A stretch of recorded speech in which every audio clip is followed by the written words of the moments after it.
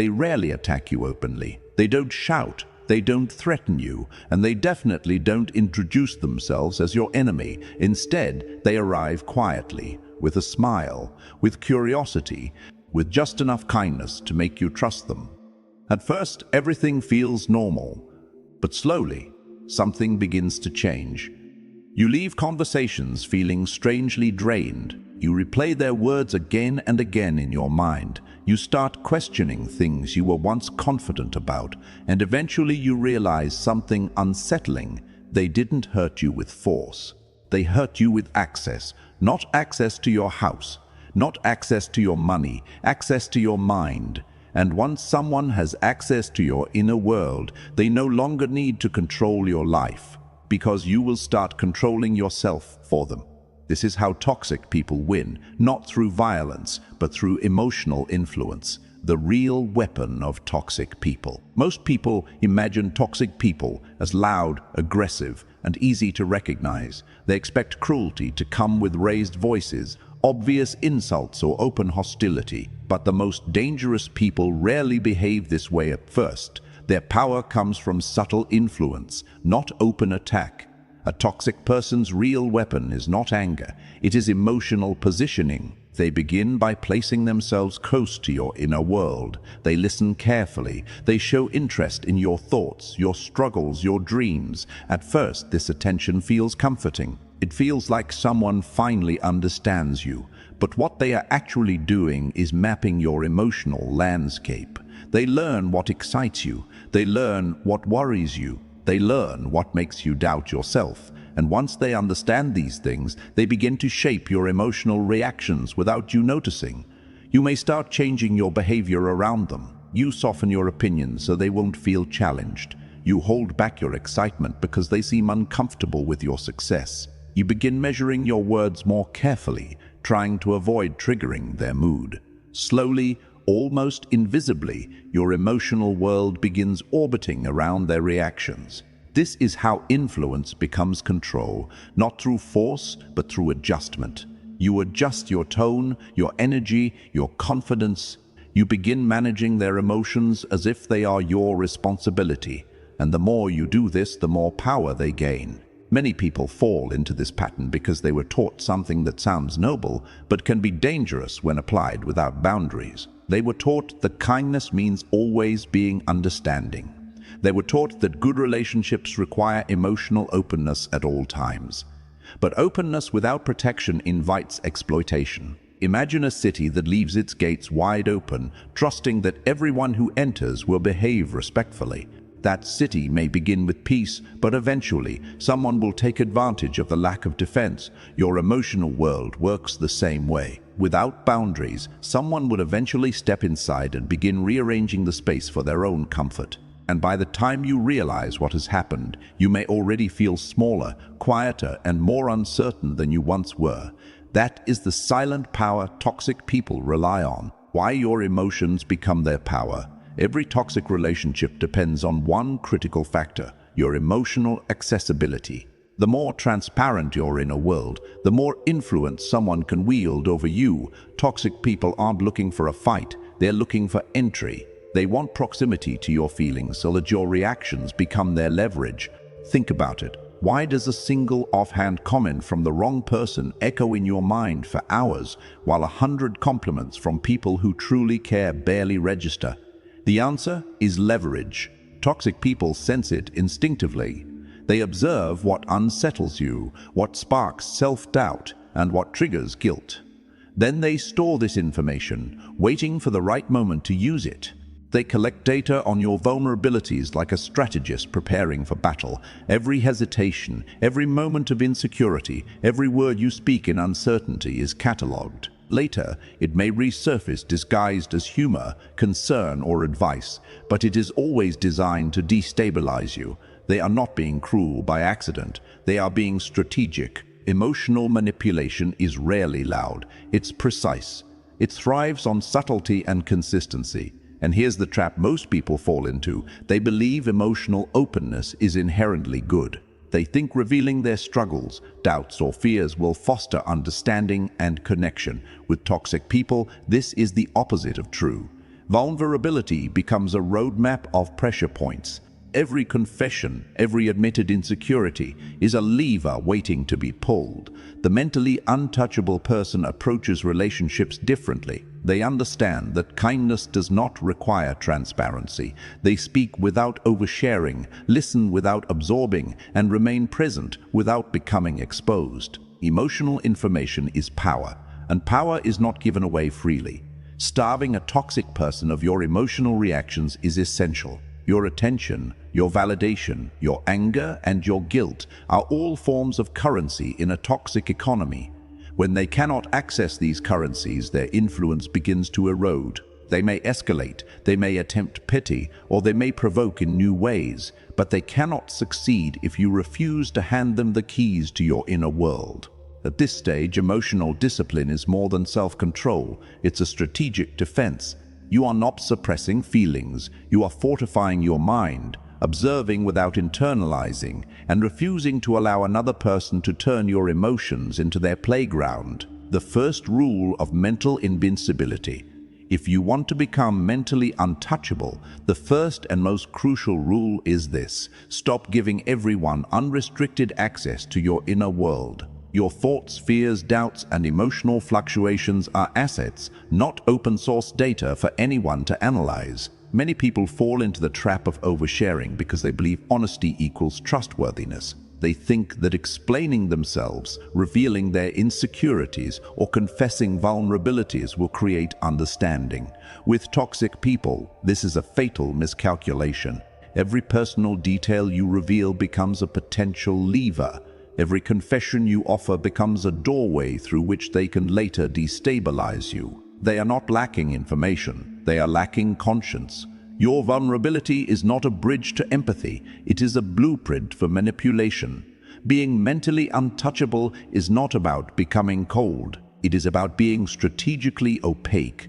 It is about speaking without revealing, answering without exposing, being present without surrendering. There is a crucial distinction here. Deception hides truth. Selectivity protects truth. You are not lying. You are deciding who deserves access to the most sensitive parts of your mind. Notice how toxic people probe. They ask questions that seem harmless, even caring. They lean in when you mention a weakness or when you show uncertainty. They remember those moments. Later, they may reference them in jokes, helpful advice, or disguised reminders of your past mistakes. This is not casual memory, it is data collection. The mentally untouchable person starves these tactics by maintaining emotional neutrality. They respond calmly, briefly, and without emotional spikes. Short answers, neutral tone, calm eyes. No visible wound, no rush to justify or explain. Over time, the manipulator becomes bored. Predators lose interest when the prey does not bleed. This is the first step toward reclaiming sovereignty over your mind. Once you recognize that your emotional reactions are not mandatory offerings, you gain control. You begin to see that the world does not need your consent to exist, but you decide who gets to inhabit your inner landscape. Remember, mental invincibility begins with protecting your mind. It begins with choosing selectivity over exposure and understanding that transparency is a privilege, not a requirement for every relationship. Starving the manipulator. Toxic people survive on reactions, not confrontation, not reasoning, not compromise. They survive on emotional fuel. Your anger, your guilt, your defensiveness, your need to explain, your attempts to justify yourself, all of these are their currency. Every emotional spike you offer feeds the machine. Every reaction reinforces their sense of control. The moment you realize this, you unlock a fundamental truth. You cannot argue someone out of manipulation. You cannot educate a person who lacks conscience. You cannot reason with someone whose strategy is built on destabilizing you. The only way to reclaim power is to refuse to supply what they feed on. This is why emotional non-reactivity is so potent. Short answers, neutral tone, calm eyes, no visible wound, no internal tremor, no mental replay. When a toxic person cannot provoke you, they cannot gain leverage. And leverage is their lifeblood. Starve them of it, and they weaken. Observe how predators respond. They escalate when ignored, push harder when met with silence, or attempt guilt when patience meets their gaze. This is the ultimate test. If you remain centered, they grow frustrated. They lose the familiar rhythm of control. The game that once required your constant reactions begins to collapse because you no longer play. Starving a manipulator is not cruelty, it is discipline. It is refusing to hand over control of your internal state. And discipline is a skill, not a feeling. It requires practice. At first, it will feel unnatural. You may think you are being cold, distant, or uncaring, but in reality, you are simply reclaiming the territory of your mind. This is also why emotional detachment is strategic, not passive. Silence, calm, and neutrality do not signify weakness. They signal that your inner world is inaccessible. When a toxic person cannot manipulate you, they cannot predict you. They cannot destabilize you. And without that destabilization, their influence evaporates. The power of starving a manipulator lies in consistency. They will probe, push, and test boundaries again and again. But each time you maintain your neutrality, you strengthen the walls around your inner kingdom. You are no longer prey. You are no longer reactive. You are mentally untouchable. Starving the manipulator. Toxic people survive on reactions, not confrontation, not reasoning, not compromise. They survive on emotional fuel. Your anger, your guilt, your defensiveness, your need to explain, your attempts to justify yourself, all of these are their currency. Every emotional spike you offer feeds the machine. Every reaction reinforces their sense of control. The moment you realize this, you unlock a fundamental truth. You cannot argue someone out of manipulation. You cannot educate a person who lacks conscience. You cannot reason with someone whose strategy is built on destabilizing you.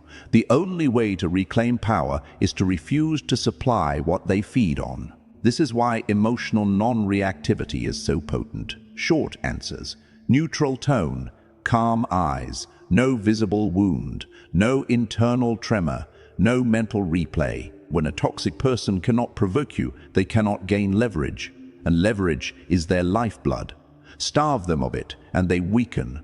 Observe how predators respond. They escalate when ignored, push harder when met with silence, or attempt guilt when patience meets their gaze. This is the ultimate test. If you remain centered, they grow frustrated. They lose the familiar rhythm of control. The game that once required your constant reactions begins to collapse because you no longer play. Starving a manipulator is not cruelty, it is discipline. It is refusing to hand over control of your internal state. And discipline is a skill, not a feeling. It requires practice. At first, it will feel unnatural. You may think you are being cold, distant, or uncaring. But in reality, you are simply reclaiming the territory of your mind.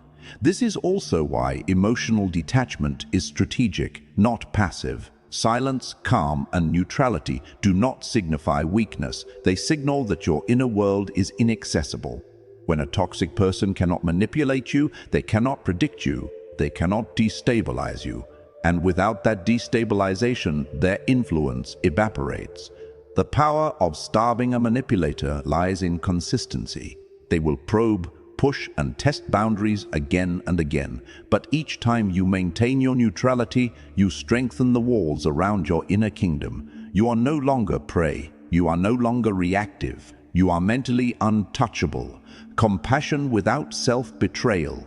Many people mistake empathy for surrender. They believe that caring means opening every door, absorbing every struggle, and offering endless emotional refuge. With toxic people, this is a trap. Compassion without boundaries becomes self-betrayal. The more you give without discretion, the more access they gain to manipulate, destabilize, and drain you. Being mentally untouchable does not mean you stop feeling. You can acknowledge someone's pain without letting it occupy your mind. You can recognize their struggles without volunteering yourself as a constant solution. You can offer kindness without sacrificing your emotional sovereignty. This is a subtle but powerful shift. Think of it as a river. Water flows, nourishes and refreshes, but it also obeys its banks. It does not flood everything in its path indiscriminately. Your empathy is the river. Boundaries are the banks. Without them, your energy spills everywhere, leaving you exhausted and vulnerable. With them, it flows purposefully, sustaining without surrendering control. Toxic individuals often rely on your desire to help. They know that your identity may be tied to being the one who listens, the anchor, the rescuer, and they exploit it. Every emergency you respond to, every crisis you absorb, reinforces a dynamic where your value is tied to your availability. It is a hidden form of leverage. The mentally untouchable person learns to offer empathy without offering access. They can feel for someone without carrying their chaos. They can wish them well without inviting them close enough to poison their inner world. They can observe suffering and acknowledge it without internalizing it. This is not cruelty, it is strategic preservation. You may feel uneasy at first. You may wonder if you are being selfish, heartless, or unkind. But what you are actually doing is reclaiming your life force. You are choosing conservation over sacrifice, clarity over chaos. You are learning that proximity to someone else's turbulence does not make you noble, it makes you available for exploitation. The paradox is striking. The more selectively compassionate you become, the stronger your presence grows. Your attention gains weight, your words carry clarity, your silence resonates. People sense that you are no longer a playground for emotional extraction. Those who respect boundaries rise to meet your standards. Those who rely on manipulation fade away. This is the essence of compassion without self-betrayal, feeling deeply, caring sincerely, and yet never surrendering your inner sovereignty. Your empathy becomes intentional, not indiscriminate. Your energy becomes yours, no longer borrowed, loaned, or hijacked by another's chaos. The trap of validation. Toxic people rarely attack directly. Instead, they control subtly, and one of their most effective weapons is validation manipulation. They make their approval feel essential and their disapproval unbearable. They praise inconsistently, criticize with subtle venom, and withhold acknowledgement strategically. Over time, your sense of self can begin to depend on this emotional ledger. The moment your self-worth relies on someone else's recognition, you've surrendered a critical part of your sovereignty. You start monitoring your own behavior for signs of approval. You adjust your tone, your energy, your choices, just to keep them content. Every smile, every word, every gesture becomes a negotiation, a calculated move to earn their validation, and with each attempt, they tighten their grip without raising a hand. The mentally untouchable person relocates their sense of worth inward. Approval becomes optional, not necessary. Praise becomes a bonus, not a lifeline. Disapproval becomes background noise, not a verdict. When your self-esteem no longer lives in someone else's hands, toxic people lose their most potent tool, you as a source of emotional currency. This does not mean you stop caring about relationships. It does not mean you reject all feedback or refuse to collaborate. It means you recognize that the emotional weight of their approval is not yours to carry. You interact from a position of internal independence, observing behavior without needing it to define your value. Validation dependence is subtle, but it shapes almost every interaction. You may find yourself explaining too much, justifying your choices, or overcompensating for perceived mistakes. This is a response to the unseen pressure of approval seeking. The moment you withdraw that dependence, these patterns lose their power. You no longer negotiate your inner state for external acceptance. The power of mental untouchability is quiet, but unmistakable. Once you are free from the trap of seeking validation from those who profit from withholding it, toxic people sense it immediately. They may attempt new tactics, provocation, guilt, even charm, but their influence over you has already collapsed. Internal validation is a fortress. Every thought, every decision, every reaction that originates from within becomes a shield, not a liability. And from this foundation, you interact with the world with clarity, focus, and strategic presence. Approval is optional, but sovereignty is mandatory. The power of strategic distance. One of the hardest lessons in life is accepting that not everyone deserves the same access to you. Some people belong close to your heart, others belong at a distance, and some belong outside your life entirely. But when you begin creating emotional distance, toxic people react strongly. They may call you cold, they may say you've changed, they may accuse you of being selfish, but understand this clearly: when someone loses control over you, they often try to control how others see you. Do not confuse their discomfort with your mistake. Their discomfort simply means the dynamic is no longer working for them. The hidden addiction to toxic roles. There is another uncomfortable truth. Sometimes toxic relationships survive because of your identity. You might feel important when you help someone constantly. You might feel needed when you solve their problems. You might feel valuable when you become their emotional support. But being needed is not the same as being respected, and being relied upon is not the same as being valued. When you step away from toxic dynamics, life may suddenly feel quieter, less dramatic, less chaotic.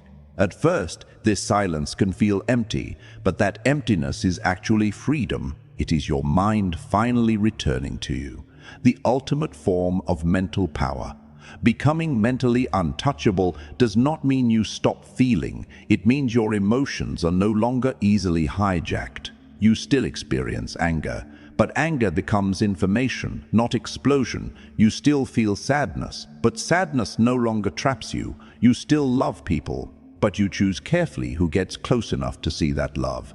Eventually, something interesting happens. Toxic people stop targeting you, not because you defeated them, but because you stopped being useful to them. No reactions, no drama, no emotional fuel, and manipulators quickly lose interest in environments where they cannot feed. Your inner world is a territory, and every territory must have gates. Not walls that isolate you from everyone, but gates that allow you to decide who enters. Once you experience the calm that comes from protecting your mind, you will never again confuse emotional openness with emotional exposure. Because real strength is not measured by how much toxicity you can endure. Real strength is measured by how little access you give it. And the moment you master that, you become something extremely difficult to control. A person whose mind belongs only to themselves.